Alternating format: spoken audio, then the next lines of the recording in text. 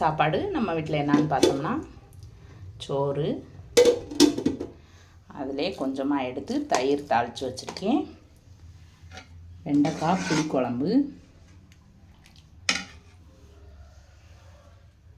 இது வந்து கேரட்டு முட்டை போட்டு பொரியல் பண்ணி வச்சுருக்கேன். இப்போ வந்து தயிர் சாதம் மட்டும் எடுத்துடலாம். எனக்கு பிடிக்காது தயிர் சாதம். வீட்டில் ஒரு ஜீவன் வந்து தயிர் சாதம் விரும்பி சாப்பிடுவார். அதனால் கொஞ்சமாக எடுத்திருக்கேன், மதியத்துக்கு கொஞ்சம் வச்சுக்கிறட்டுன்னு. வந்து வெண்டைக்காய், குழம்புல இருந்த வெண்டைக்காய் வேணும்னாச்சு, அதையும் கொஞ்சம் போட்டுக்கலாம். இப்போ வந்து பொரியல் எடுத்து வச்சுக்கலாம். தயிர் சாதத்துக்கு இந்த பொரியல் நல்லா இருக்குமா நல்லா இருக்காதான்னு சாப்பிட்ற ஆள்கிட்ட கேட்டாத்தையும் தெரியும். சூப்பரான சாப்பாடு.